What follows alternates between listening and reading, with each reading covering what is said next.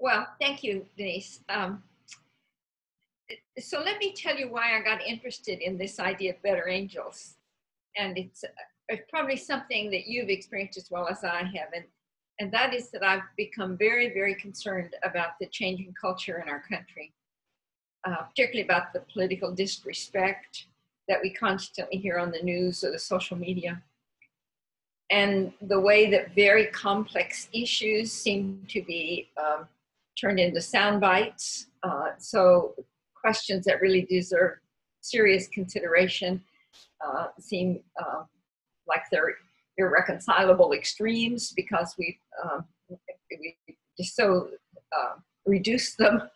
Um, and I think the greatest concern I have is that the anger and disrespect that I hear, I believe, is influencing us all.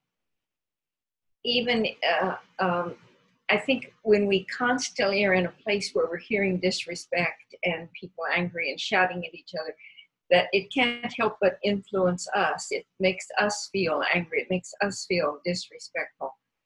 I think that what goes on around us has a greater influence on us than we often give it credit for. And thinking about that, I suppose if you can remember your Psychology 101 course, there was always those wonderful experiments that showed how we're influenced by others. But the one that always stands out in my mind is the one of the person walking along and sees a dollar bill laying on the ground and picks it up. And that after that, always they are, for the next hour or whatever, they are more generous, they're more welcoming to other people. Just such a small thing that influences. And so a personal experience, I didn't ever do the dollar. I never got a dollar, but I do remember I worked for many years with the Dallas Independent School District when I was living in Dallas. And at that time, and this was probably 30 years ago,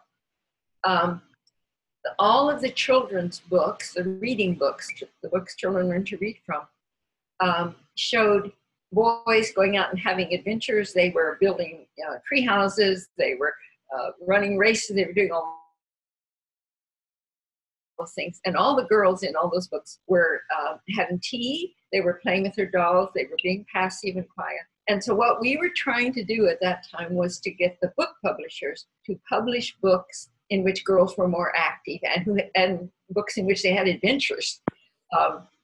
And I was really I thought that was an important thing because I thought it really was influencing how girls grew up in the world. But then I had a personal experience that sort of brought it home to me. I'm a great reader of mystery books and particularly of science fiction, and especially I was 30 years ago. And I had, and almost again, like all the heroes in science fiction and mystery were all men. They were private eyes, the heroes that were saving the whole universe were men. And I came across a book by, I can't think of it, Marion Zimmer Bradley, I think is her name. But the book was called The Mists of Avalon. And it was the King Arthur story, but instead of talking about about King Arthur and Lancelot and those guys, it talked about the women who were in that environment. And there were 3 women that were incredibly powerful, and they had a bit of magic that they could work and so forth. But it was a lovely book, a very influential book. I think it was on the bestseller list at the time I read it.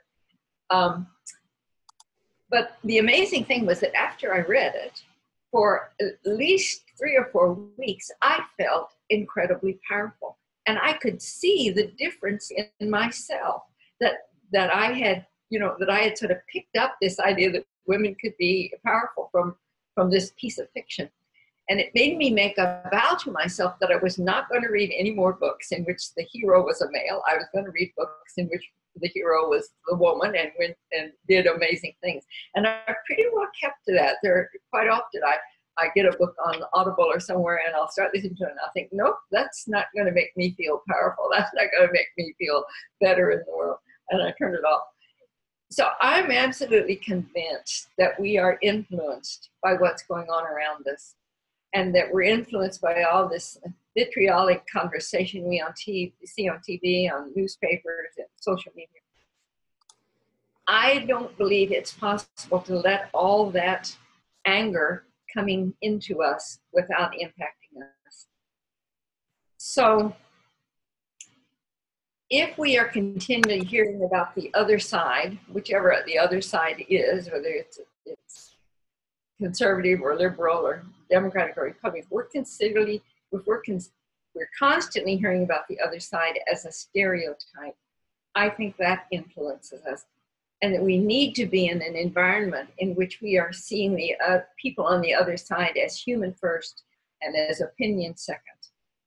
So that's why this idea of better angels, when I heard about it first, I thought, okay, that's a possibility. That's a possibility of creating that kind of environment where we can talk and see and listen to people across the divide and see them as people like us that want fairness in the world, that want kindness, that are worried about their kids, that all the things that all of us do, we can see the commonality between us, and we can see the other as human. So that's what Better Angels workshops do. So let me talk just a little bit about Better Angels, and then I want to hear your thinking about both this idea of how we're influenced by what's going on, and also about the possibility of Better Angels to change that. So Better Angels runs workshops. They're called the Red Blue workshops, and they use the terms red and blue rather than conservative or liberal, trying to not quite so much pigeonhole people. So at any workshop, there are 7 people that are red and 7 people that are blue. So you can see these workshops are very small. They're 14 people. So if we're influencing each other, it's going to take a long time to influence everybody in the world with 14 people at a time. But there's also great potency in small groups. You can hear in small groups what you cannot hear in groups of 30 or 50 or 100. So I like the idea that they're small, but it does mean that it's going to take a long time.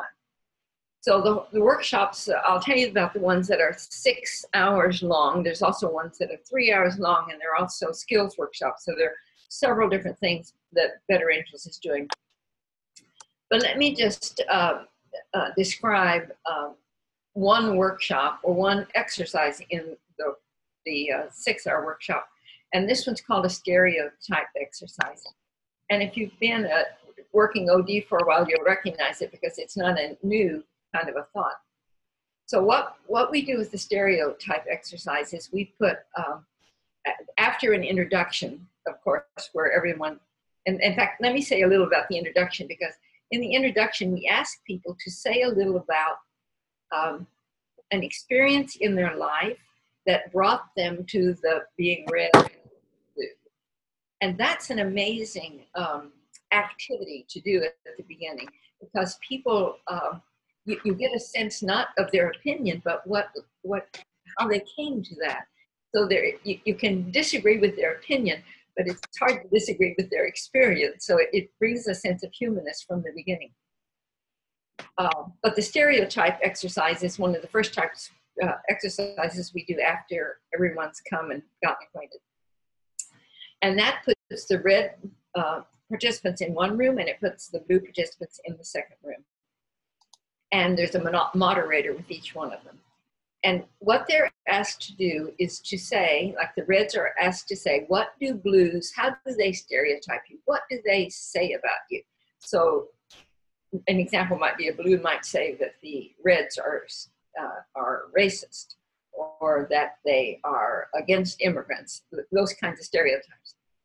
So each group says 4, 5, 6 stereotypes that they believe they are accused of falsely, but they're accused of. And then the moderator asks them to say, okay, if that's not true, that you're racist, or that you want to if you're blue, that you want to let all the immigrants in, open borders. If that's not true, then what is right about that issue for you? What do you think about racism, or what do you think about immigrants? So say what's false about that stereotype, but say what it is that you do believe about that. And so then we get those, and all this is going up on a flip chart, of course. And then after we've got several statements like that about each one of these stereotypes, then the final question is, all right, now come from a place of humility and say, what about that stereotype? Where is the kernel of truth in that? And this is a really hard thing for people on each side to say, where's the kernel of truth in that? And so we get that kernel of truth. And now each group, it comes back to the big room where they are together, and each side then has the opportunity for 4 or 5 minutes to walk through what they said about the stereotypes, what they said about what's accurate for them, and then what the kernel of truth is.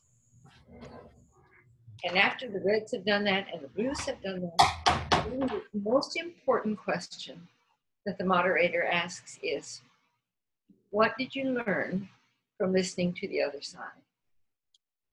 So this is the reflective question that they're asked. And for each of the exercises, I won't walk through the 3 other exercises we do, but for each of those exercises, after the exercise is over, the learning question is, what did you learn? And that's where you begin to hear people speak to the humanness of this other side. I didn't know they felt this way. I didn't know they felt that way. I wouldn't disagree with what they actually felt like. That seemed right to me. So that's the beginning. And if you go through 4 exercises like that, people really begin to see that the other side has reasoning behind their thinking, that they're humble because we've asked them to say what this kernel of truth is, and that they're open in some way. So I've gotten involved in it, and I've taken the moderator trainer. I've become a moderator because I think we need to be in situations where we have that kind of input coming into our lives rather than just this vitriolic name calling and shouting that's in our lives. I think it can, over time, I think it can make a difference. So that's where I am. That's why I'm involved in it. So let me start the discussion among you, and let me be quiet for a while. And let me say, just a way to start is, what is your experience with trying to talk to people on the other side of the divide? What's happened when you've tried to do that?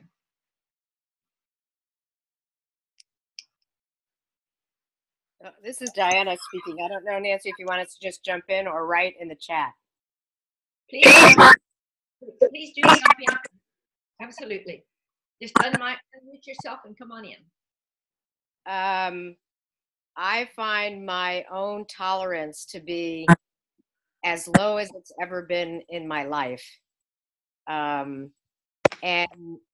struggle with the line between kind of what you're saying, blue, versus, especially in our country today, what's criminal, and how do we, is that an opinion, or is that, if something is criminal, that's outside of the blue-red for me?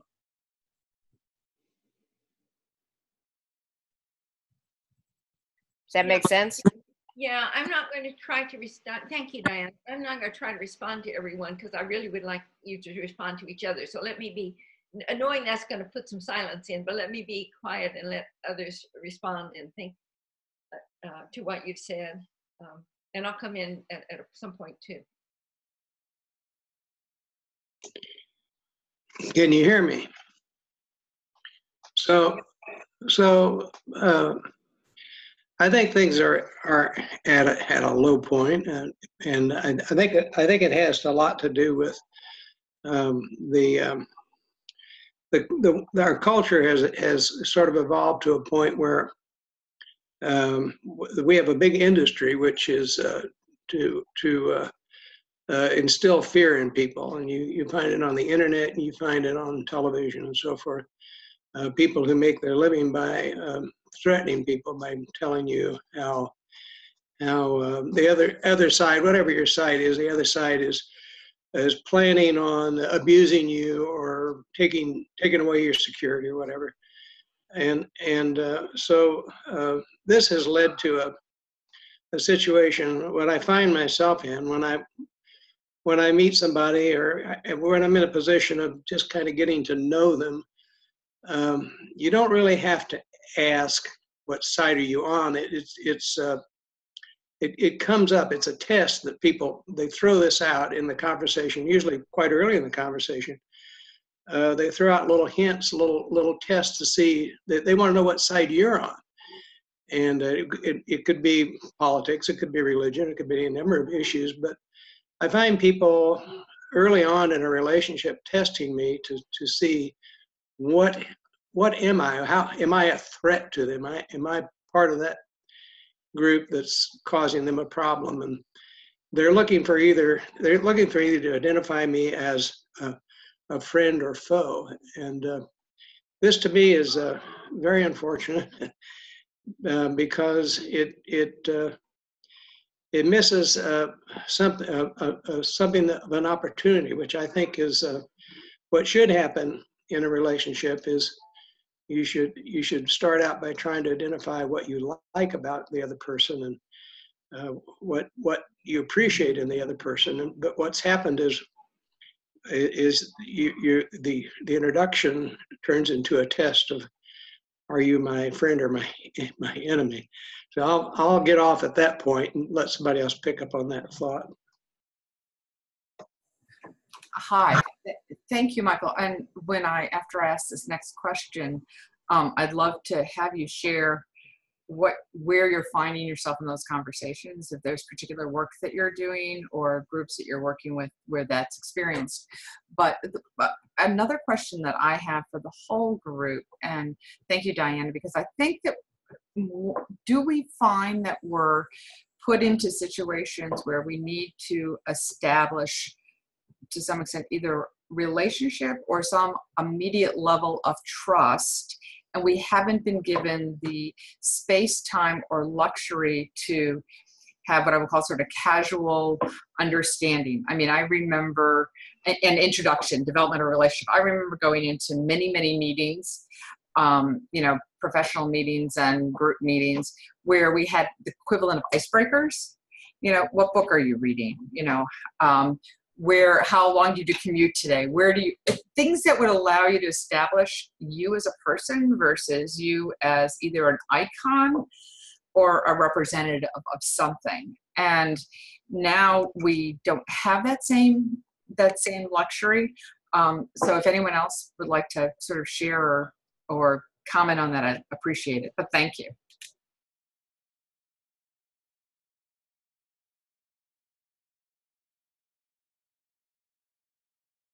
Yeah, hi. This is Joachim. Here I'm in Brooklyn, New York. Sweating, it's hot here. So like Denise and like Michael, it resonates a lot with me. I've been in these groups that I suddenly see big rifts, right? Even, within, closer circles, right? We're talking about friends and family, where I suddenly see a rift appearing that didn't exist even before, right? So you're starting to ask yourself the questions, or the questions come up, as Michael said, right? Are you, on this side or on that side of the fence? It's really difficult for me to get into these conversations, but it's been my task. I see, as a reaction to all of this, a lot of fragmentation right now, right? So it's splitting into smaller and smaller groups, coming up with new and new ideas how to deal with this. What's missing here, and what I try to be involved in a lot, is how do you merge these ideas, bring them together, right, into sort of a unifying whole, right? Where do we start to sort of make common sense and begin this whole sense-making process? And as soon as I do this, I do a lot of work in cooperatives, and I've been running what's called knowledge expeditions in the past, where I bring people from all sides of life together in a small space for a short period of time, just to experience something together, right? Something, Nancy mentioned that as sort of a foundational thing here. Tell us about the experience. And even better, if you experience it together at the moment, if we can do that, then oops, suddenly all the human qualities come out of this, right? Suddenly there's no more opinion. It's just, how do we do this? You know, how do we move forward here? So you can get into these kind of spaces, but it's incredibly difficult. And I believe it's sort of also like a new kind of skill set we all have to develop here to actually make sense out of the environment and begin the sense-making, this collaborative, this collective sense-making process together. You know, Nancy has been doing a lot of good work in this area. It's a skill set. Maybe we're at a time now where this skill set becomes dominant, right? We need that or we're not going to survive the next couple of years, right? So maybe that's part of the plan now, you can almost say, right? But I feel like, you know, I'm involved very much in groups like this to bring people on a common platform, you know, to break through some of these barriers, right? Okay, I'll stop here.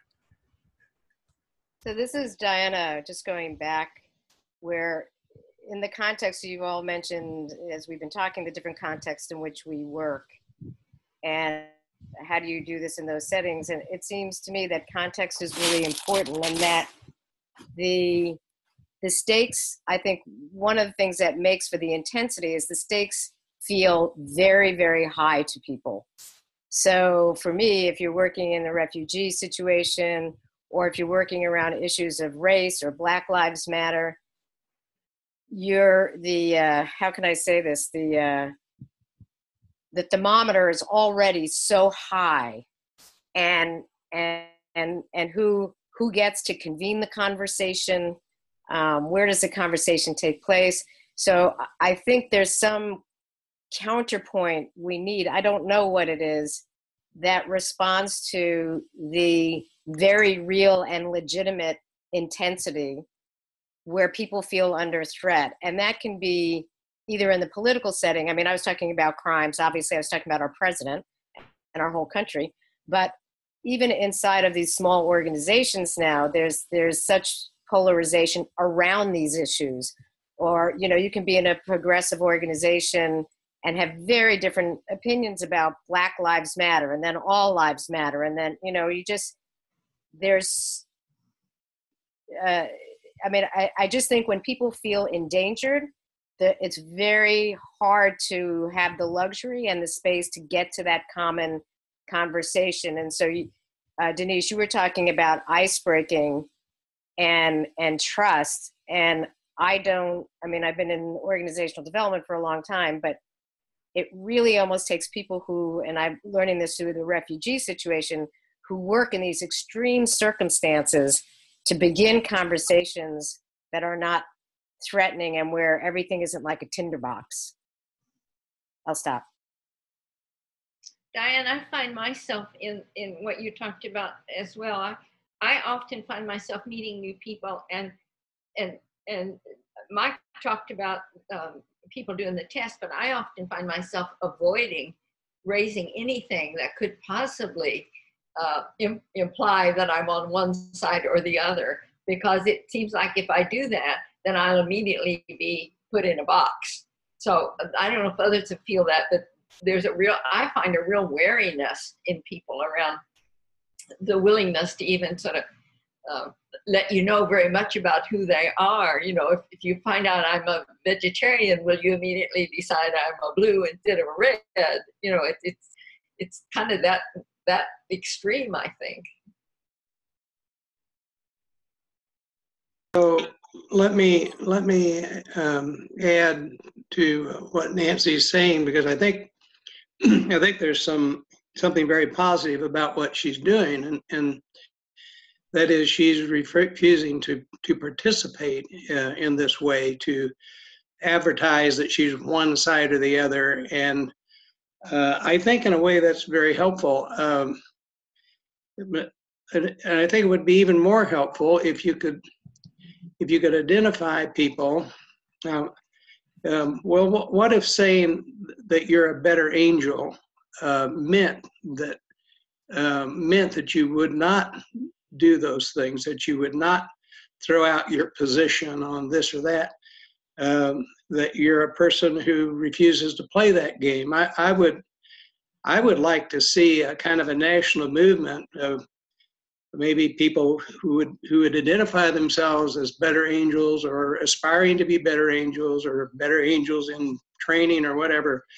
If I could tell you I'm trying to be a better angel, could that mean to you that I'm not going to drop hints to you as to what side I'm on, what position I take? I'm going to try to engage you in a conversation.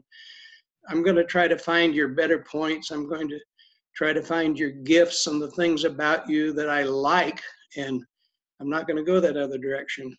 I would like to see that become a watchword for that kind of person who doesn't want to engage in that kind of intercourse. So I'll leave that thought for someone to comment on. Yep, let me comment on that, Michael. The risk here bit I see is it's a distinction, right? So you are a better angel than the other angel over there. And you immediately begin to see this group is doing something better than another group. This could be, I'm not saying it is, but it could be interpreted, because of the sensitivity you see everywhere, right? So now there's a group that steps up and say they're better than we are, right? What's going on here? So the risk is to, again, fragment the conversation, right? So it's like inherent in this whole system. It's hard to break out of this, right? Without doing that. And just commenting on that. Yeah. Stop there. Well, it's interesting where the phrase came from, and I think it was in the piece that I wrote, but it was and Denise reminded me, it was in Lincoln's inaugural address, and he was talking then to about the horrible destruction during the Civil War and the need to come together. And so what he said was that he thought the better angels of our nature would prevail and we could come back together. And that's really a nice thought to me, that all of us have within us,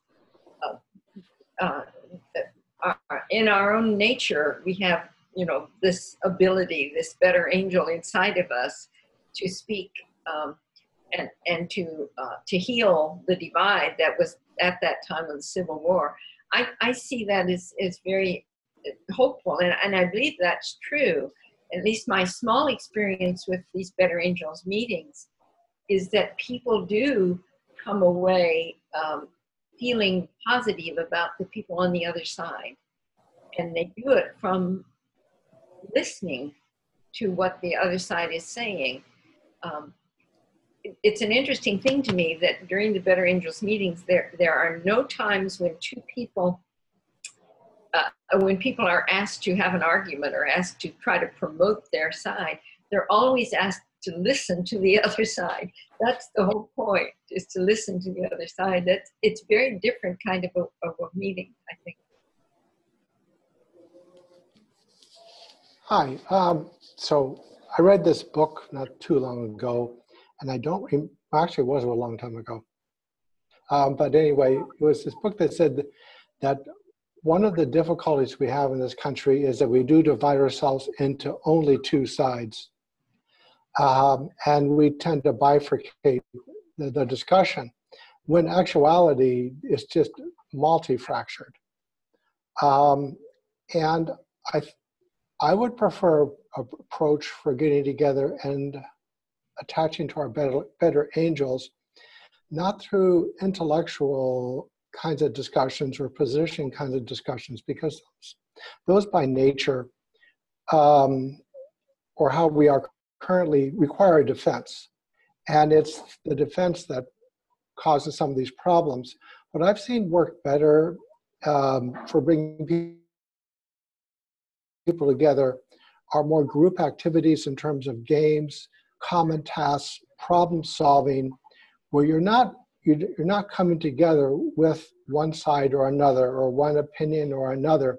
You're coming together as people, and you'll have some other task to accomplish, and you're not even right away working on the problem, because we're gonna try to hide what we do know and what we don't know, and try to find allies and things like this. So if we don't concentrate initially on the problem, and we start out by building relationship, even simply through those silly things like standing in a circle and tossing a ball to each other, or some of those other things that many people probably participated in, it can create the opportunity to learn about each other and develop trust.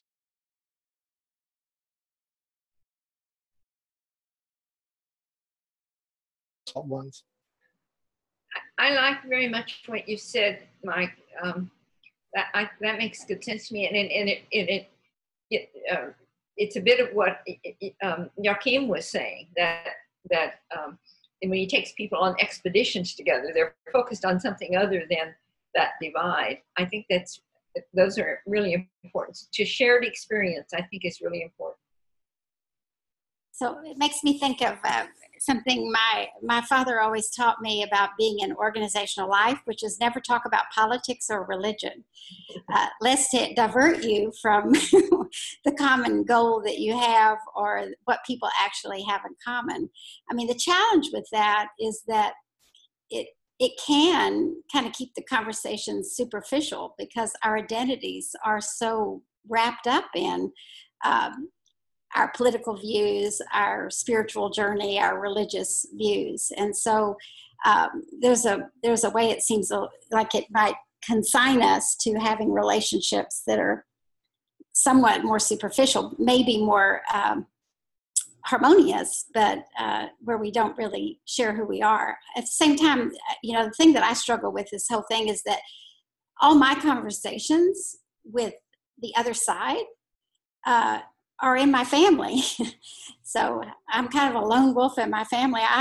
I'm progressive, have been all my life. I'm an old hippie, and everybody in my family are, Texans and have been for multiple generations. And so we've had to learn how to treat it almost like the subject of politics or the current culture or the toxicity in the culture, with kid gloves in a way. And we've had many experiences where it's been a painful experience. And then we've had other experiences where we've learned the power of just listening, that it isn't important to be right. It's important to be connected. But it's an ongoing journey. And, I think we talk less now than we used to about social issues, political issues. We're kind of consigned to talk about weather and food.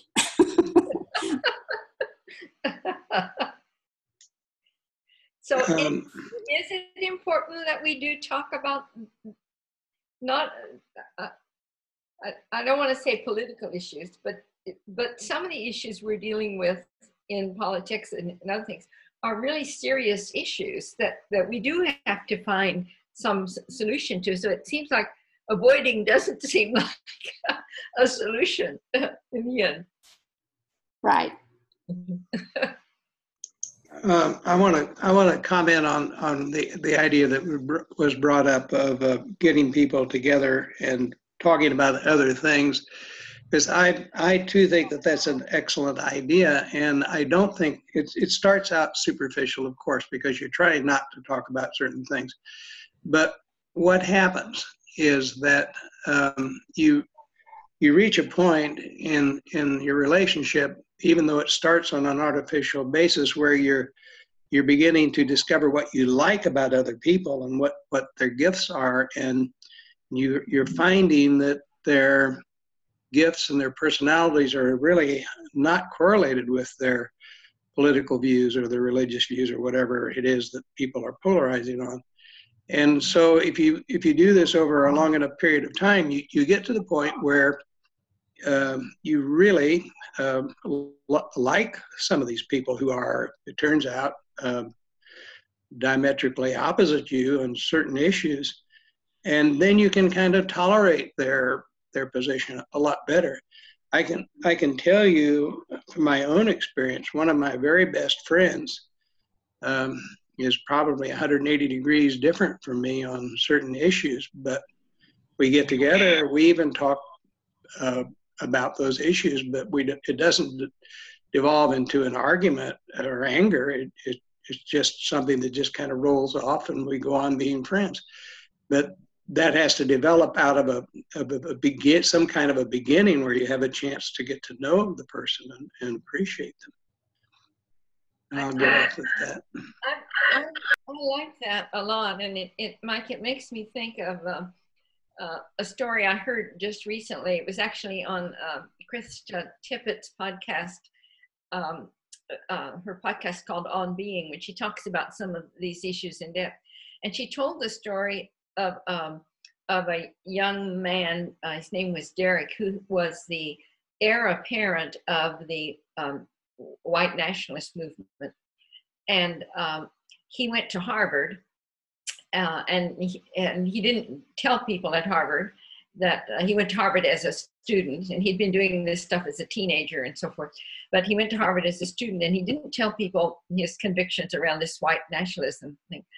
But at Harvard, there was a young Jewish man who was also going to school, who started having Shabbat dinners every Saturday for his colleagues. Most of them were Jewish, of course, who would come to these Shabbat dinners, and they'd talk about politics, they talk about art, they talk about music, they talk about classes and their professors. It was just conversation on a dinner. And so the leader of this group saw that Derek, this white nationalist young man, didn't have very many friends. And so out of kindness, he invited him to come to the Shabbat dinners, which he started to do. And went to them for over a year. Went to every Saturday, would go to this kind of dinner and talk with these colleagues, and got to be really good friends with them.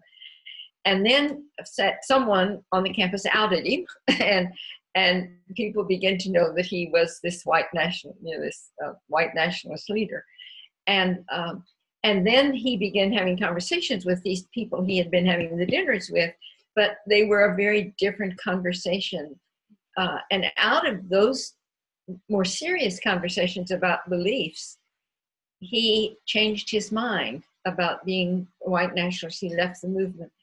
And when he was being interviewed by Krista Tippett, when she said, "What caused you to change your mind?" he said, "It was because people came to me out of a sense of friendship and empathy as we talked." And he said, "I could hear what they were saying in that way."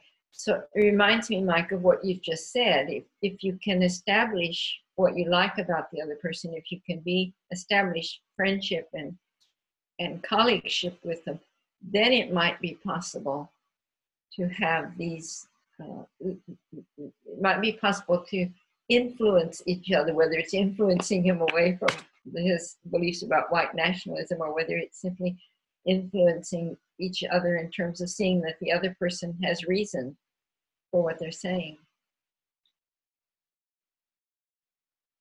Have others had any of that? And I know, Renee, that's the opposite of what you just said, because the people you're talking with are people you certainly love and care about, and yet it's difficult. It is a challenge, but I think the empathy part is there. I mean, in the end, if it's family, you understand you're connected despite the constructs that we build in our mind about who we are and how we show up in the world. Because I know that people in my family are not uncaring, unloving people, and yet they hold views that I believe are very uncaring and unloving. So I think I understand it's an intellectual construct that probably out of fear, out of overwhelm from the change, from, all kinds of developmental issues where they are developmentally is, and where they are spiritually is just how they have to make sense of the world. And do you think you've influenced them any? I like to think so, but yeah.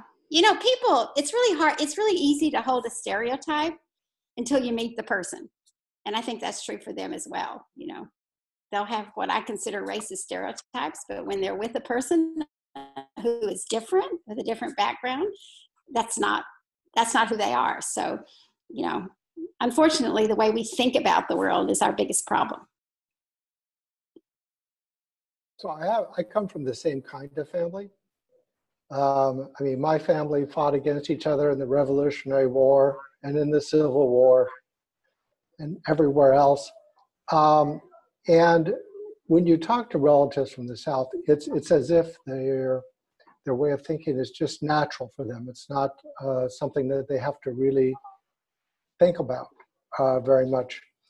And it makes me wonder if there's some social activity that I'm currently involved in that seems quite normal for us, but 50 years from now would seem barbaric, just like what my ancestors did, you know, prior to the Civil War. Yeah. Sailor, you've asked an interesting question in the chat.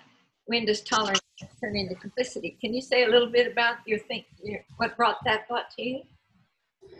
I hate to come in this late and only throw out a complicated question, but I've been thinking so much on this topic and have been, frankly, unbelievably offended by those Heineken ads that came out last year, where they showed white nationalists and Black trans people coming together to build an IKEA bar, and at the end they laughed, and then they said they connected, and then it was like, oh, by the way, I'm a white nationalist, oh, by the way, I'm trans, and those are equating each other. So I have a real problem when there are people who are actively targeting people for harm and committing acts of harm, and we have white nationalists in the streets, we have people who are being killed, we have people living in unbelievable fear.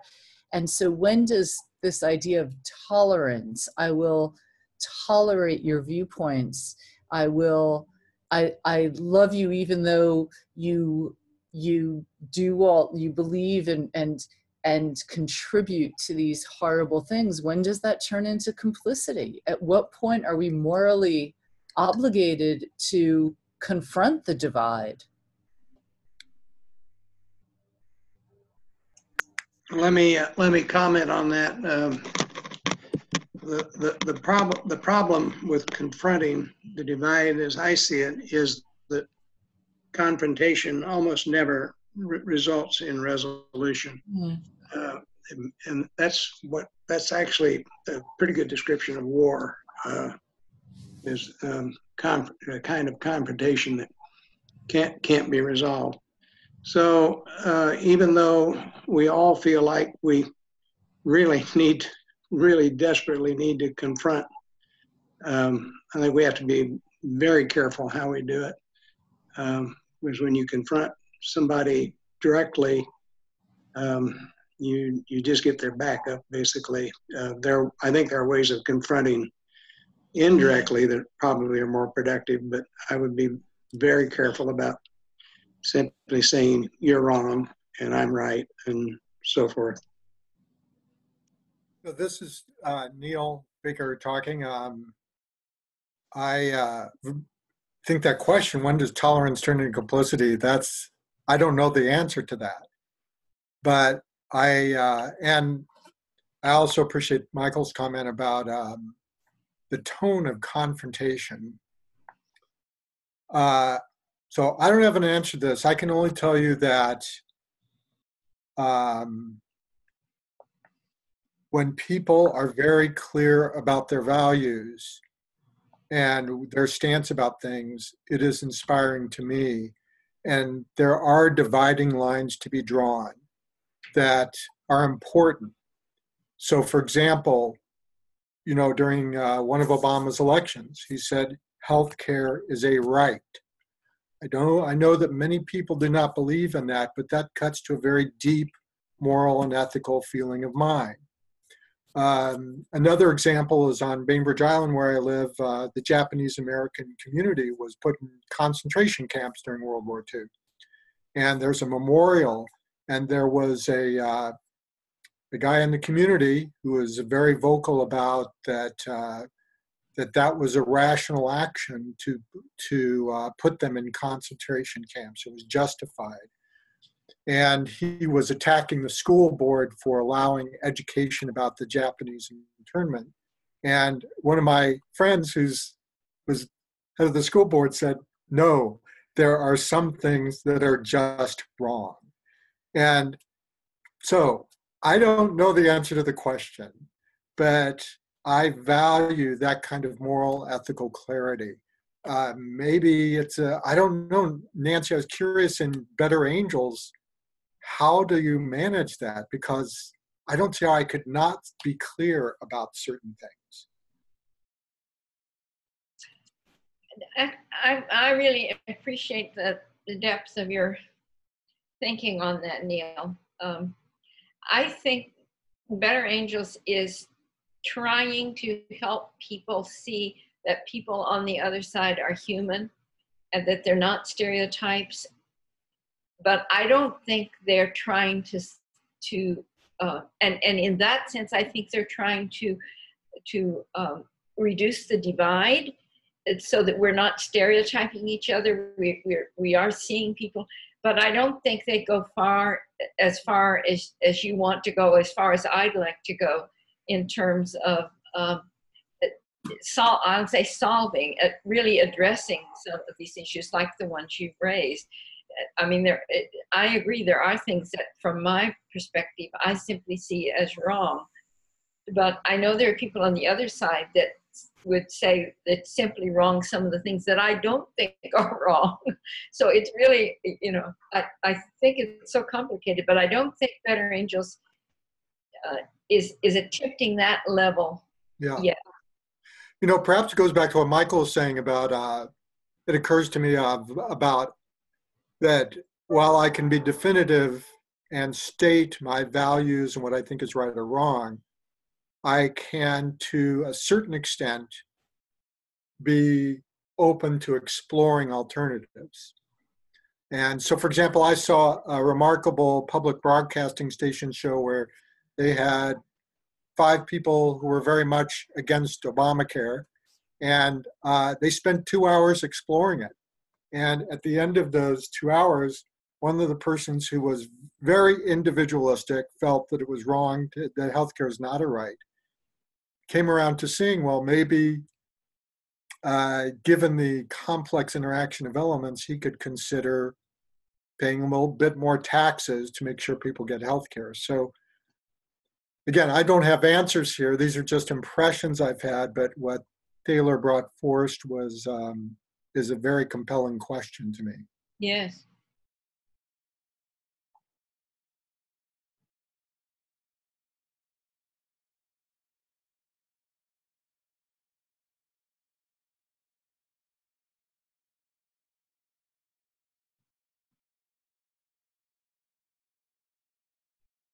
Well, let me put out, when I sort of did the little introduction, I said that we only have 14 participants in any Better Angels meeting, and it's going to take a really long time to help through that mechanism to help end some of this divide. My experience so far is that Better Angels is not helping at the level that Neil and Taylor are talking about, but I think it's helping at the level of willingness to listen and to acknowledge the humanness of the other side. So I'm making a little advertisement now to say, you know, would anyone else be willing to take the moderator training to help bring these groups together? Does it seem like a possibility? Is it a strong enough a possibility that any of you might be interested in trying to move the Better Angels issue forward?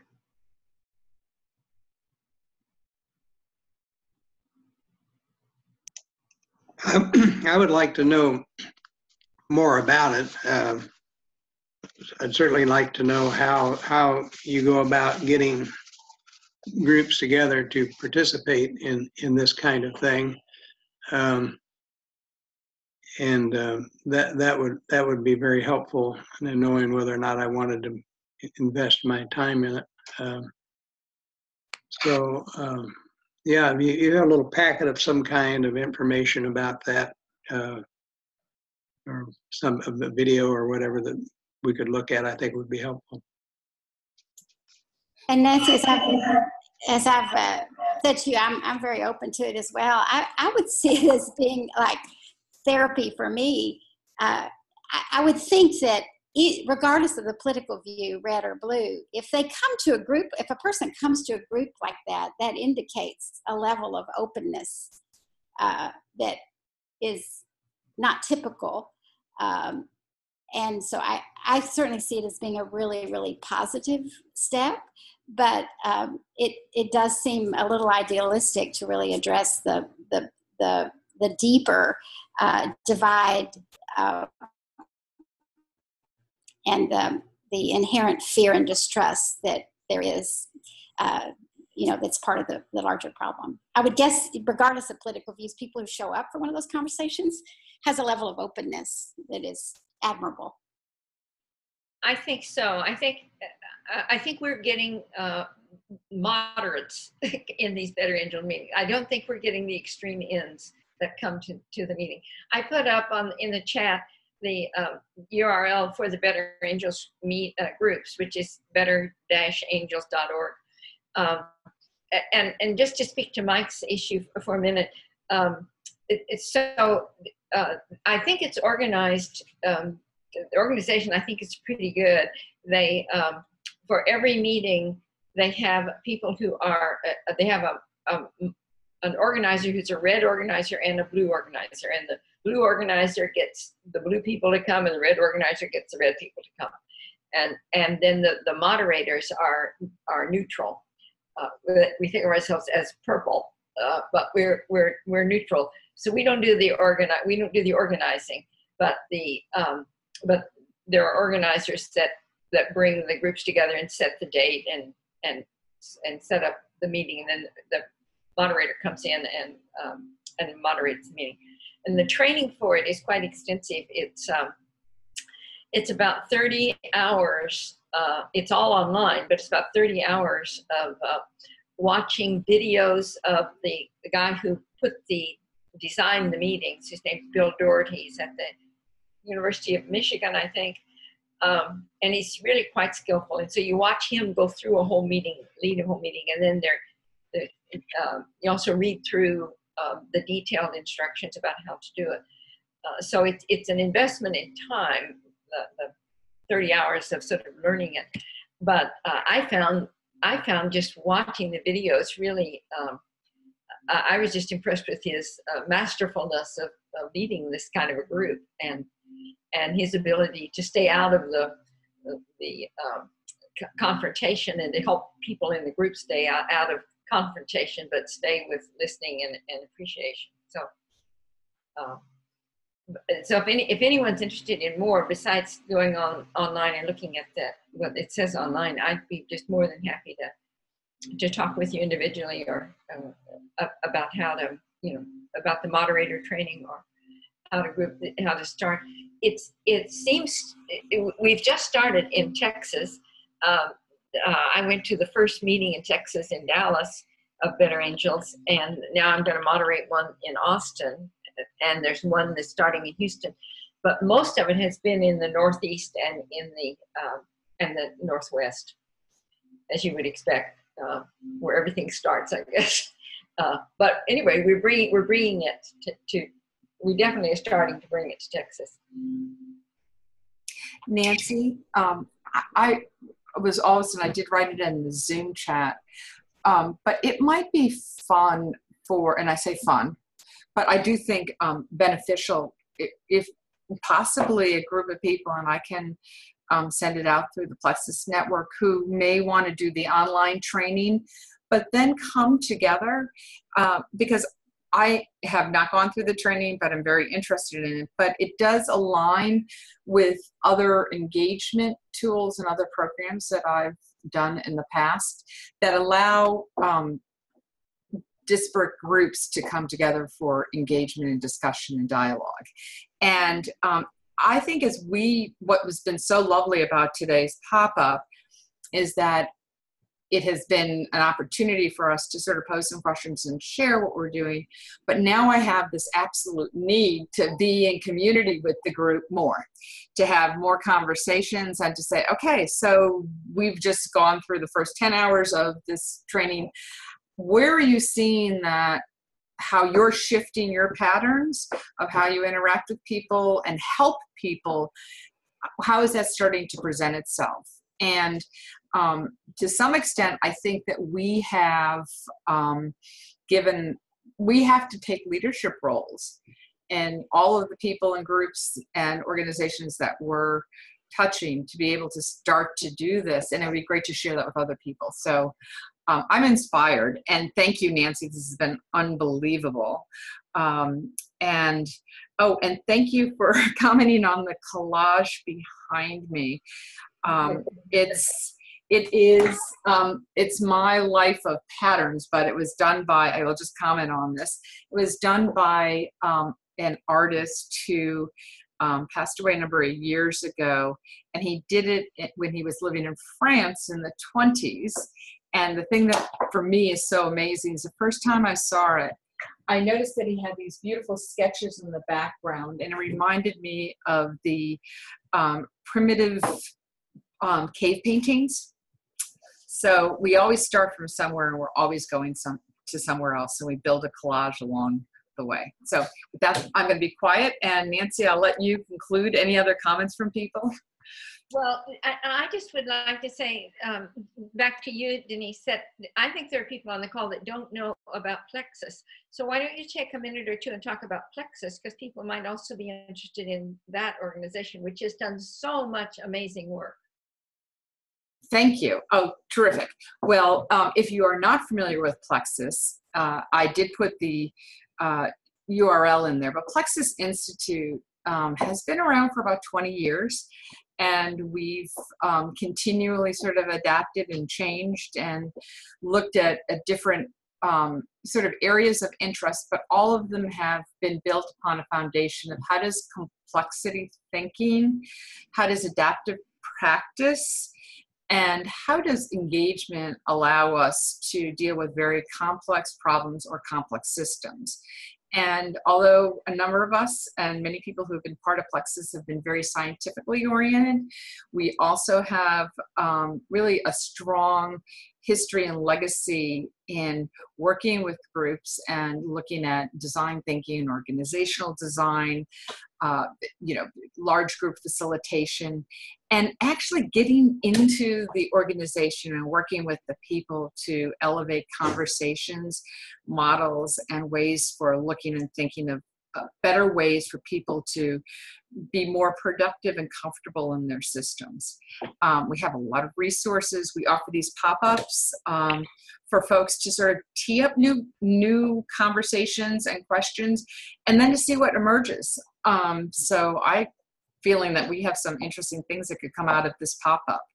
And we invite anybody to join us. It's a free membership, and then to share the work that you're doing. We have a number of people who are on the call today who have started different projects.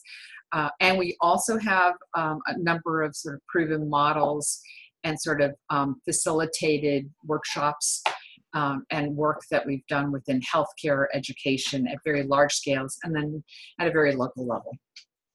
So I will put, yes, thank you. Yes, we have liberating structures, which is a terrific, actually, way in which to get large groups together or smaller groups to let them develop some of that relationship and trust at that level. But I will put my email and Plexus's website, and please feel free to contact me directly or Nancy at any point. And it would be terrific to have you share more of your work and also to share your ideas and thinking, because that's really where we all learn. Thank you, Nancy. Yes, thank you all for coming in.